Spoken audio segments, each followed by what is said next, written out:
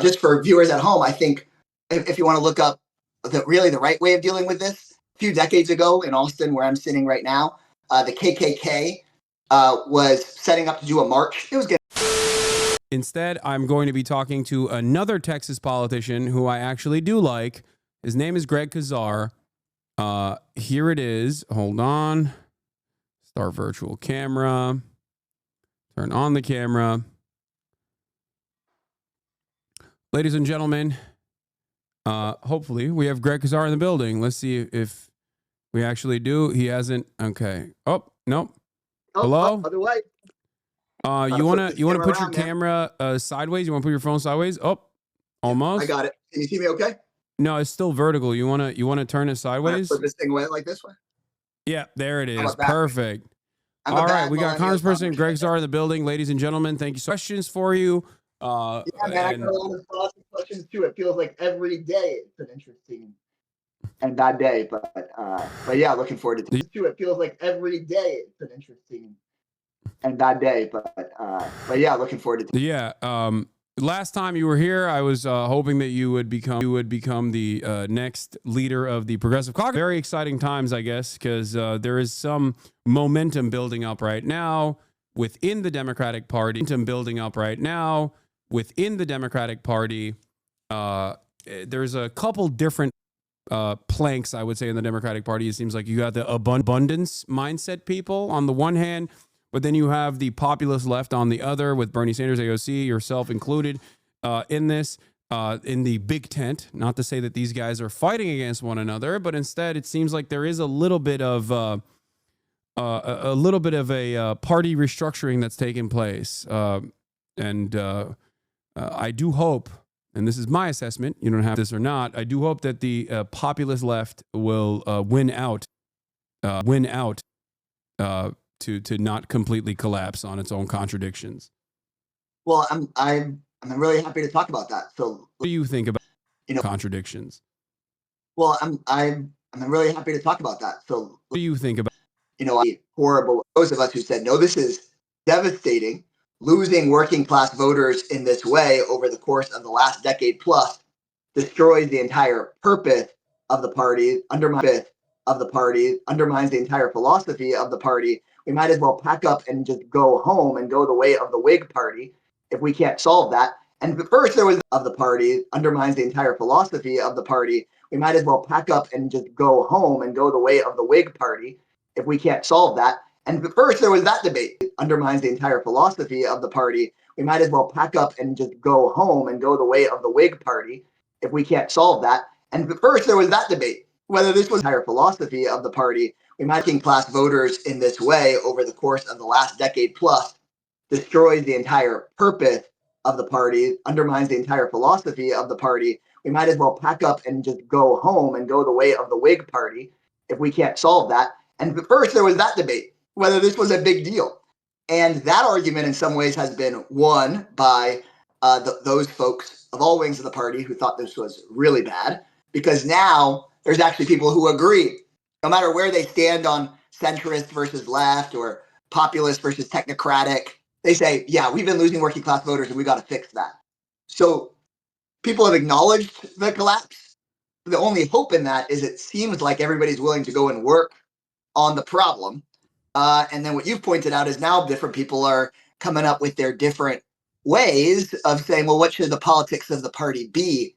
And I think just the other day, after this Wisconsin Supreme Court election that Democrats so overwhelmingly won by rightfully targeting Musk's pillaging not just of our economy, but of our government, I think the anti-oligarchy political argument has really started winning the day there too, because it wasn't very long ago. And I'd be interested, folks watching at home, you should Google it. There were a lot of articles written in November, December, January about certain Democrats worrying whether punching Musk was good politics or not. They were saying, oh, this might backfire on us. We should be talking about how somebody making gajillions of dollars is a good thing. That's aspirational. No, most people don't think a billionaire should be buying the government and running the economy. And I think we're starting to win that argument too. But happy to keep talking about that. But my assessment is that was a real debate. It's not done, but actually the forces of people who say we can build a big tent by being a populist working people's party. I haven't seen this much success in a while. Of course, it's under really dire circumstances.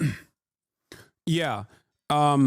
I think a part of that initiative also, a part of that movement also needs to come with like real tangible changes being made in ways that the American population can see and comprehend. And I think that starts off with not instantly running to Silicon Valley tech CEOs and the remainder that still support the Democratic Party and saying, no, we're going to give you unfettered access as well once we come back to power. Please don't remove your donations. Please don't remove us from the donation list. But instead to say, no, this country is not run by oligarchs. This country is not run by and maybe repackaging it, not even with the terms oligarchs, but by simple corruption. Because Trump did something that I consider to be expert level messaging, where he just said he's going to drain the swamp. That was a lie. He's American countries quite a bit, as a matter of fact, anti-corruption messaging. And I think that the Democrats could also engage in anti-corruption. It's not just about messaging. And I think that the Democrats could also engage in anti-corruption. It's not just about saying that you're anti-corruption. You have to also show that you're anti-corruption, because the Republican Party's retort always is, well, you have billionaires on, it's all the woke ones and they're gay and bad or whatever, right? So I think that there is definitely some more movement that needs to happen in the Democratic Party on that front. But I do feel we have a big opening to do it now. I mean, part of what I hope we can do is right now, when there's all this energy against corruption, let's go and ask folks to get on the bills to ban congressional stock trading, to permanently get big money out of politics, to end gerrymandering.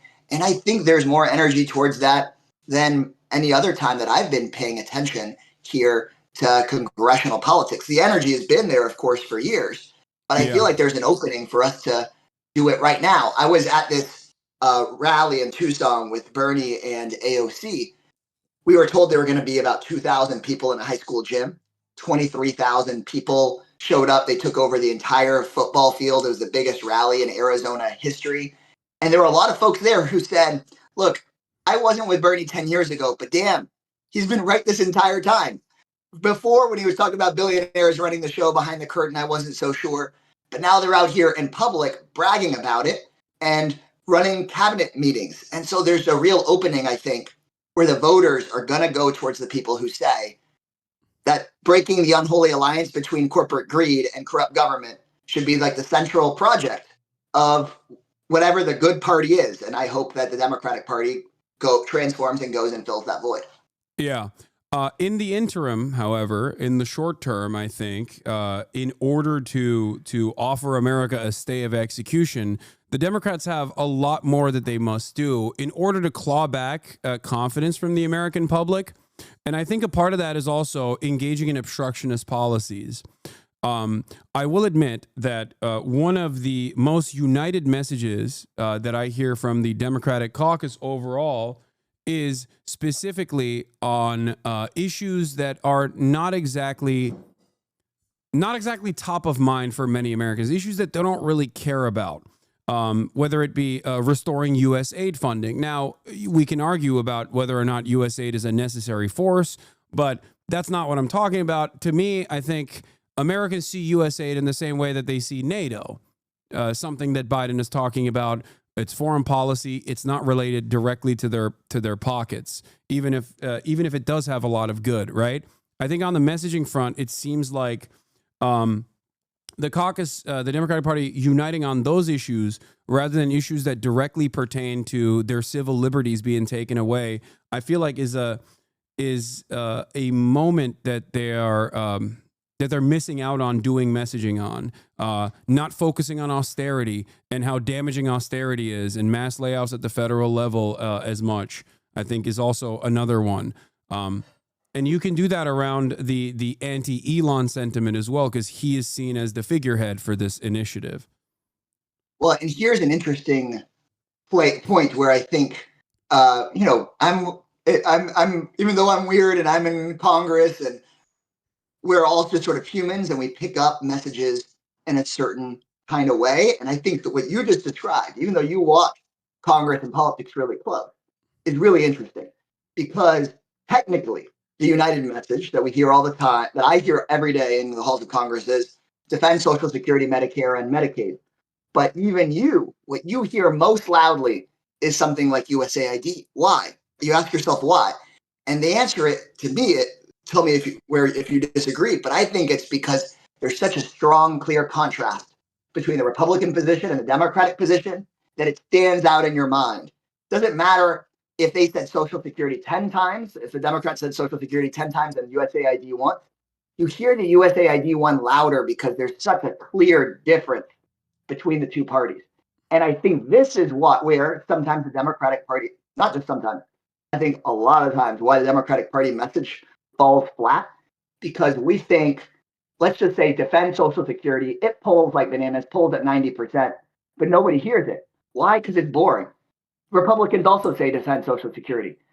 If we talked about expanding it, making it so that no senior had to live in poverty ever again, increasing the payments way past cost of living by making it so that people that make over $400,000 a year have to actually pay into Social Security past $400,000, and there was some controversy around it, then it'd be a message. But right now, what I'll tell you is if you say what you just said to the leaders in the party, of which I'm sort of becoming one, I guess, in its own way as the Progressive Caucus chair, they'd say, Hasan, no, our message is on Social Security. And you'd be like, well, I don't know. And we'd show you 10,000 press releases that fell in the forest, but nobody heard them. And part of it is we need a stronger contrast with Republicans, be willing enough to engage in controversy so that people notice what the hell comes out of her mouth. And and people notice on USAID because Trump got rid of it. And we're saying, hey, this might starve like lots of kids that don't need starving. And there's controversy. So people know the difference between the two parties. We say defend Social Security. They say defend Social Security. Of course, we know they're trying to gut it, but the message is so similar that it gets washed out in the whole mess. Yeah, no, absolutely. I think that's exactly what I want out of Democratic leadership in general, which is to move the reactionary forces within the Republican Party in the direction where they dominate the conversation and not play catch up against whatever the domineering Republican narrative is. And I think while clearly Cory Booker doing the record-breaking filibuster, even though it was not directional against like any sort of bill that was passing, is a good start on this process. I think even in that process, even within that initiative, in an effort to dominate the conversation, because that's what his comms team said, if your message still falls flat to a certain degree because it doesn't have like a bold progressive agenda associated with it, attached to it, of like what the Democrats stand for, the Republican Party will move on from that, and it'll be all but an afterthought. Now, going back to what you just said, though, as far as like drawing a line of demarcation between your ideological enemies and the ideological enemies of the American working class, I think there are plenty of standout issues where the Democratic Party could actually separate itself directly through messaging discipline. One of those instances is on immigration. This is an issue that you and I align on almost entirely, and yet I have seen very little conversations coming from the top Democratic leadership in Congress. And I think that there needs to be significantly more organizing on this, and the Democrats should stop being fearful of all the polls that they see that show 60% of Americans love, random Venezuelan barbers being shipped off to El Salvador. Like, they should stop focusing on that and instead have a message that is dictated by empathy and morality, and start leading rather than following the Republican example. Well, here's a place where I think we have a lot to learn from just 7 years ago. Remember, immigration during the last Trump administration was an offense issue for the Democrats, not a defense one. Yeah. Because, of course, if you tell American voters in an anxious moment where we aren't picking Wall Street CEOs as the villains, hey, things are screwed up, and if somebody's breaking the law, you have a problem with them, especially as folks report that they're feeling less safe in their own communities, then yeah, you're going to wind up with some of the poll numbers you see. But if you go and tell folks they're taking law enforcement resources that are supposed to keep you safe, and like you said, sending a barber to a foreign torture camp, I mean, that's not something that folks support. And I think that if we can lead with empathy, but where I would learn from the last time around with the first Trump administration is also tell people how this doesn't actually make you more safe, then I think we can make this an offense issue too. But we shouldn't lose that second part, because due process isn't just an idealistic thing. It's to protect your safety Yeah. and your family's safety. As soon as somebody can get bagged by a completely like a cop in a hoodie who is legally like a student who is legally present here can get bagged by a cop in a hoodie for their political opinions. I mean, that's just like not a country that people want to live in. It's not the country that they imagine the United States to be. And we've got to figure out how to get back on offense on immigration, because immigration is going to keep happening in this country, and we can't let the right wing forever have that as an issue. And it's not just offense on immigration as well, because this ties back to a severe, perhaps the most significant violation of First Amendment protections on U.S. soil up until this very moment. Only in like historic moments of like war or during the McCarthyist trial period, during the most heated moments of the Red Scare, did we have this level of erosion over the First Amendment. And it's happening at the behest of a foreign nation, which I think is something that the Democrats could stress, but I don't think that they will. And it kind of goes back to the same fissure or the same lack of interest in both leading by example and the lack of interest in listening to really loud majorities within the base when it comes to Israel. I think this is, people get very scared when the subject matter comes up. Like Democratic representatives, Democratic politicians get very scared to make bold declarative statements about this issue, with some notable exceptions. But I think it's one that genuinely would win a lot of favor from the base of the Democratic Party and independents as well. This is the one area where they never look at polls. They look at polls when it comes to immigration, but for some reason, Democrats never look at the polls on this key issue where the overwhelming majority of the population wants a ceasefire. And now they could be polarizing the base and galvanizing the base against Donald Trump, who has continued and accelerated the violence that Palestinians are subjected to with our tax-paying dollars, and is using Israel, and even worse than that, using Judaism falsely with this conflation to black bag people for the crime of exercising their free speech. It's completely un-American. It's completely unacceptable.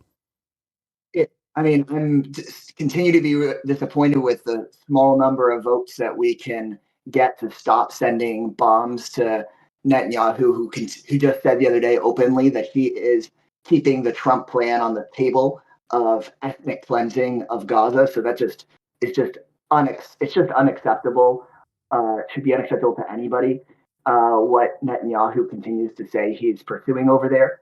And then on the free speech issue, I think that people that disagree with you or me on what is happening to folks in Palestine should still be speaking out on free speech.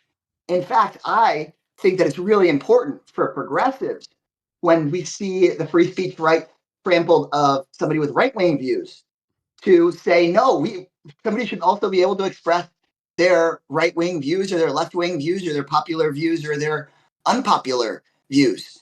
And like you said, this is something that connects with our base of voters. But honestly, there's a lot of people that are independent and conservative where protection of free speech rights is deeply important to them too. And again, when I think about how we learn from the wave of organizing energy 7 and 8 years ago, I'll be honest, I was always pretty uncomfortable with how there were moments in that period of time where we where there were progressives that wanted to shut down like even right-wing speakers at a school. Look, you can embarrass them, you can point out that they're hypocrites, but I think actually we should promote more and more speech, because it never works out for dissidents and creative people and progressives and workers for the state to be able to stop speech. It just never works out the right way. And free speech, I think, is just sort of should be a core value for any populist movement, in my view. Just for viewers at home, I think if you want to look up the right way of dealing with this, a few decades ago in Austin, where I'm sitting right now, the KKK was setting up to do a march. There was going to be a few dozen maniacs, and activists went and asked the mayor to pull the permit and not let them march. And the mayor, I think, did the right thing. He let them have the permit. The 3 dozen freaking wackos were marching up Congress Avenue in downtown. And then 200 Austinites showed up, lined the street. And as the KKK marched through, they turned around, pulled their pants down and mooned them and humiliated them as they walked up the road. And I feel like it's that kind of a spirit that's more of the American spirit that I think would actually really behoove us as a Democratic Party to embrace. Yeah, look, the debate over protecting the First Amendment, I think, is better served when had over the boundaries of the actual erosions that are taking place. Your state, the state of Texas, has some rigorous applications of boycott, divestment, and sanctions laws that are in direct violation of the First Amendment. Yeah, they fired. I think she was a speech therapist here in Eastern Travis County because she refused to sign a statement saying that she was opposed to, that she was going to refuse to participate in BDS. So you don't have to have a view on BDS to have a view that it's just deeply wrong. Yeah.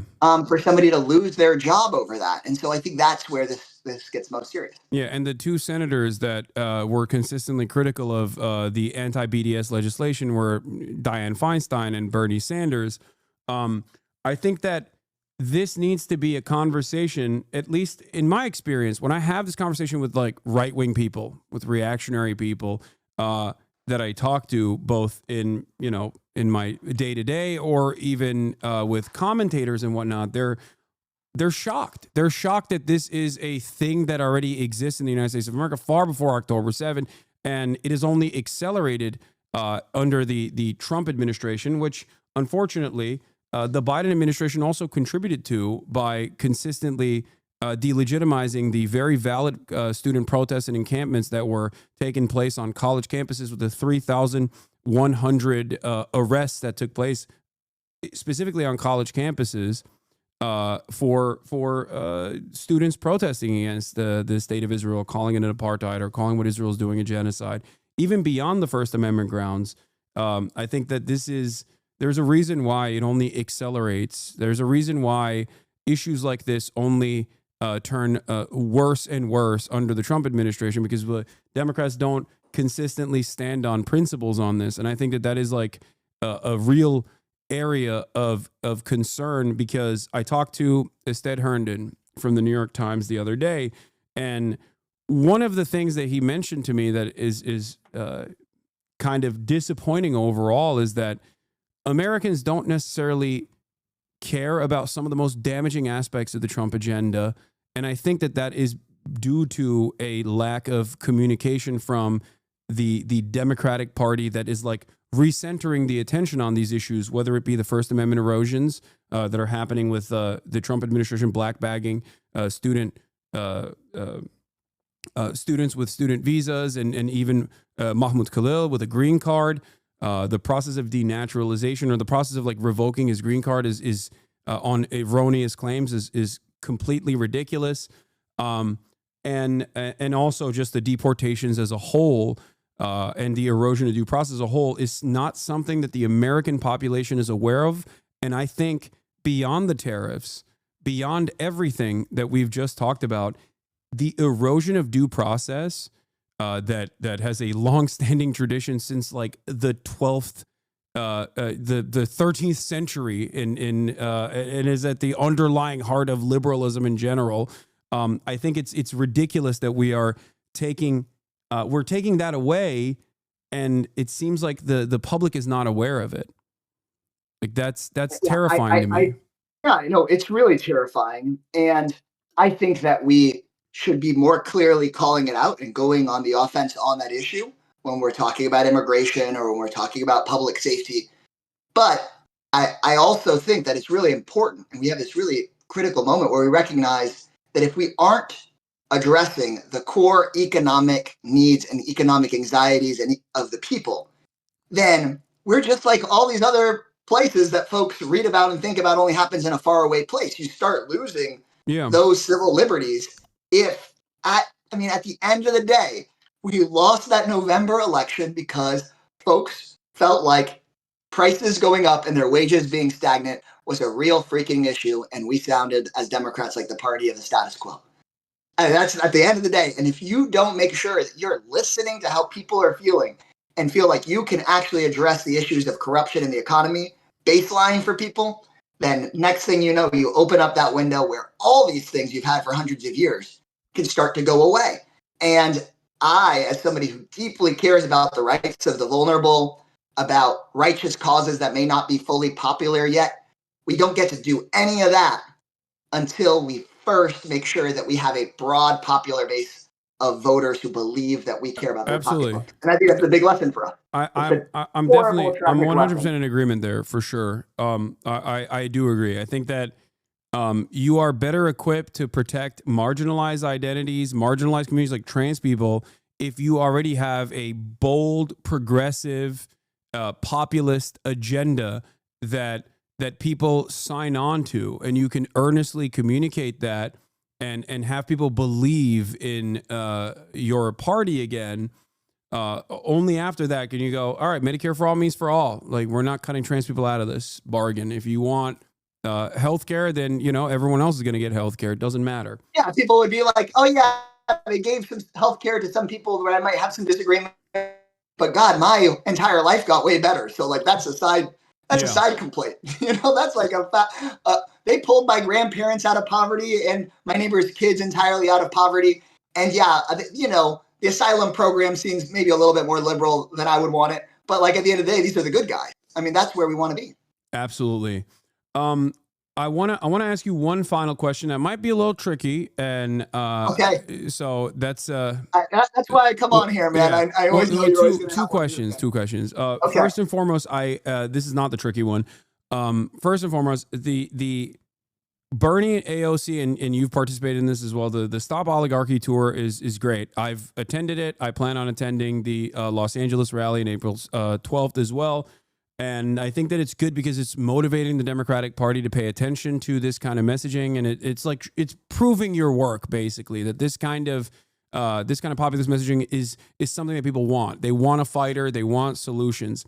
I do, however, worry that it kind of falls short of what is necessary for the time right now. And one of the things that I'm advocating for, at least, is that there should be a narrower focus on key issues that we want to either A, help fight against, or B, move messaging in the direction of.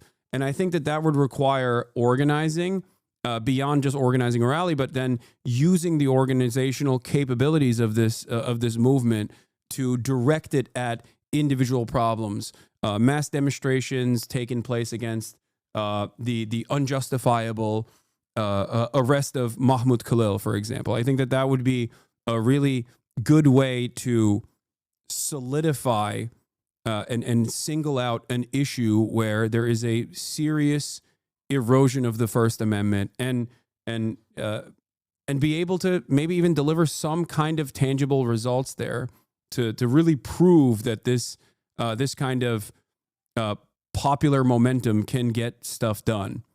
What do you think about that? Yeah, I think freeing Mahmoud Khalil is a great organizing principle, and I hope to hear those words repeated over and over again until not only he is freed, but everybody else in his situation is freed. The two messages that I have tried to really focus people on, both at those rallies and through my own messaging, are to save Medicaid as we know it, because it is on the chopping block. Like, they want to end it as we know it in the coming months. And that is a winnable fight. an entirely winnable fight. You just need national pressure and have 3 Republicans out of over 200 of them flip, and we could win that. Just like the Affordable Care Act, which obviously you and I both know how little it is compared to what we want. But since that was saved about 7 years ago, that was a galvanizing moment. Now Medicaid is on chopping block. And then second, firing Elon Musk, which I was told by Republican members of Congress was never going to happen, that he was going to make it through just as long, if not longer, than Trump. Trump's already starting to feel the pressure of how this is politically dragging him down. I think it'd be a huge win if we get Elon Musk fired. And, those are the sorts of organizing principles where I think we got to make a clear demand. And in my view, fire Elon Musk is a great central organizing principle. Saving Medicaid as we know it, great central organizing principle. Of course, freeing Mr. Khalil is a moral imperative. People can have their whole long grocery list, but I think honestly it's not that long. And we can have organizing campaigns around each of them. But to me, it all kind of brings us back to what is the Democratic Party's central organizing principle. And I don't think it can be a laundry list of issues anymore. And back in the 20s and 30s and 40s and 50s, it was breaking that alliance between corporate greed and corrupt government, and saying that at its heart is the problem that we're trying to fix for people. And I think we've got a chance of bringing at least some of that back here in the coming months around any of those campaigns. Yeah. Okay. So the last question I have for you before we let you go, and thank you so much for coming on, is that there's a New York mayoral race where you endorsed Brad Lander. You've met him before, according to the political reports, at least when you were a council member, and so was he in New York. And I was wondering what the decision making was there, especially considering that there's currently a lot of popular momentum building behind someone who I have supported, someone who I plan on interviewing as well, Zohran Mamdani. And Brad, from what I understand, is also a progressive person as well. It's not, he's not exactly like a conservative either. But I was wondering if there's what was like you, especially as the leader of the Progressive Caucus. No, I'm happy to talk about it. Yeah. And I got a chance to talk with Senator Mamdani the other day, and I wished him a ton of luck and hope people rank him really highly as well. And obviously would be thrilled if he was able to win the mayor's race.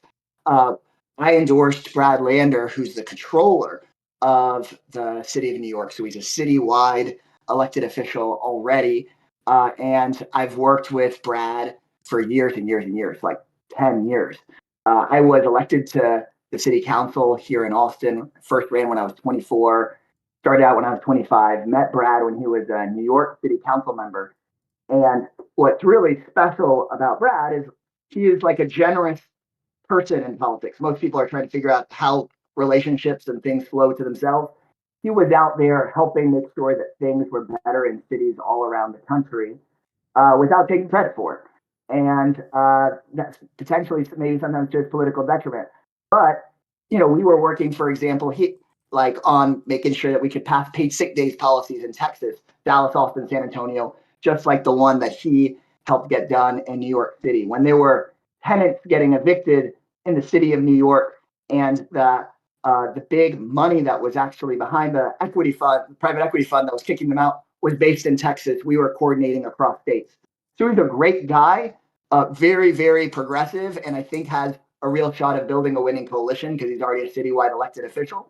But the good news is with ranked choice voting, he doesn't have to be a spoiler to Zohran, and Zohran doesn't have to be a spoiler to Brad. People that support them can rank them as number 1 and number 2, or number 2 and number 1. And it seems like Zohran has a real shot as well, according to all the polls that I've seen so far, especially because I think everyone, at least every progressive person, every leftist person, even liberals should probably try and make sure that Andrew Cuomo is not the next mayor of New York City. Yeah, amen to that. And I think it's a great reason for us to, again, in this New York City mayoral race, you've got things like public financing of campaigns, you've got ranked choice voting, and so that creates the opportunity for there to be coalition building, where like you and me don't have to be talking about how your candidate is screwing up the other candidate's shot. I think that they can, and that's part of why I think reforming our electoral system is so key, not just in New York but across the country. Yeah. All right. Well, thank you so much. And I look forward to hearing from you again. Greg Casar, everybody. Is there any final words that you want to impart on people here? Yeah, well, thanks for having me on. And I just think for everybody watching, you got to know, like, we're in a moment. I went and had a town hall in Chip Roy's district, who helps lead the Right Wing Freedom Caucus, in a town of 8,500 people. 400 folks, showed up. So the organizing you're doing can make a real difference. I know, like, the last few months, people are like, what should I do? Does this make a difference? These phone calls, these town halls, these marches, this organizing you can do at your workplace, it makes a real difference. We're in a moment right now where we can transform and reshape the Democratic Party, where we can change the boundaries of all this, but we got to think about speaking to a broad set of people. Oh, okay. And I think we got a real do have a shot question. I have another question. I can't believe I didn't ask you about this. Yeah, see, you gave me a little space to drag on, and here we go. No, Trump's tariffs. So the UAW has come out. We're in tariff world now. Yeah, UAW has come out in support of it. I love Sean Fain. I understand where they're coming from in terms of like trade protectionist policies. It does feel like this is another moment for the Democrats where I hope that they message in this moment in the appropriate way, where they don't come out as like unrestricted free trade supporters, which is precisely the reason why Donald Trump was able to carry over that resentment against the Clinton brand in 2016, where a lot of the working class that lost their jobs due to NAFTA truly despise this brand of Democratic Party politics. And while Trump is, of course, going in this direction in the most haphazard way possible, there needs to be a industrial base built here before any sort of trade protectionism could take place. And obviously, these tariffs are going to increase the cost of living, the cost of all goods, and it's going to have truly harmful effects. I do hope that the Democratic Party position overall is not, we have to protect free trade, because I feel like that in and of itself is going to that in and of itself is not going to be a popular message. What do you think about that? That's what Trump wants Democrats to do. He wants Democrats to just be the anti-Trump party. So then just go back into as much Clintonism as possible, which sounds like we don't care about having American jobs here. We can't do that. Yeah. What we should say is, tariffs are a powerful tool. They're like a scalpel. And what Trump is going and doing is the equivalent of using a chainsaw for brain surgery. I mean, like, as you pointed out, it's reckless. He's going to raise prices, and he doesn't care about bringing American jobs home or about, the American worker, or good benefits in good paying American jobs, especially, which is something that the UAW stressed when considering, of course, the fact that he is removing the collective bargaining power from 1 million plus federal employees right now. Yeah, he basically just wiped out collective bargaining for 1.5 million people, and that should be a central rallying cry for our party. And frankly, I think he needs to be talking a lot more about that. He just got rid of the minimum wage of $17 an hour for federal contractors. So, essentially, look, we're gonna see with these tariffs is you're just wait to see the lobbyists coming and cashing in to get their exemptions. Yeah. To have the foreign leaders of foreign nations going to Jared Kushner and Eric Trump and making an investment deal, and suddenly they're off the hook. I mean, at the end of the day, this is all about Trump and the corrupt folks making more money, not about bringing American jobs home. And that's where we got to go. And here's I think the last bit of news of the week here, alongside the tariffs. For my parting words are, Democrats used to cozy up to folks like Mark Zuckerberg because they thought he was on their side, but he was always a problem. He was always a monopolist, always screwing workers and consumers. He shouldn't be controlling the information that we all get. And as soon as Trump's in office, right, he goes and cuts a $25 million Zuckerberg settlement with Trump, $25 million in cash to Trump. And now he's got multiple meetings at the Oval Office. He's trying to get rid of his anti-monopoly lawsuit. So this is the moment where Democrats need to say, we're breaking with those guys.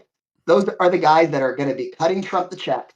The tariffs can work, but this is actually all part right now of the Trump cashing in grift. It's a sales tax. Yeah, we got to with a point out the nefarious Trump purpose. payday. It's a sales tax, and they want to cut the last like remaining progressive taxation structure we have in this country, and they want to make the working poor foot the bill by implementing this. Costs are going to go up from these things. Trump promised voters, whether they're voting for him or not, that he's going to bring down costs. And all Trump's been trying to figure out is how to bring down another check for himself or a billionaire tax break. And we'll see if I'll be pushing, my party to adopt that sort of message. But honestly, the people speaking out and responding to that message makes a big difference, because if we can get folks to run for the House on that kind of message and win some of these tough seats, then you'll have folks running for president on that kind of message. And what Trump did is he transformed the entire Republican Party from a Mitt Romney-style party to the Trump-style party by virtue of winning the voters in a presidential campaign. And my hope is that there are real Democratic presidential candidates that take this kind of message we've been talking about and have the kind of transformation the Democratic Party needs for the Democratic Party's existence and, frankly, just for like the good of the entire world. So I'll leave it at that with you, but it's always good to hang out with you here and the folks that watch. Hell yeah. Thank you so much. Thanks, man. Take care. Have a good one. That was Greg Casar, ladies and gentlemen, Text 35. I hope you guys enjoyed that, and I hope it was informative.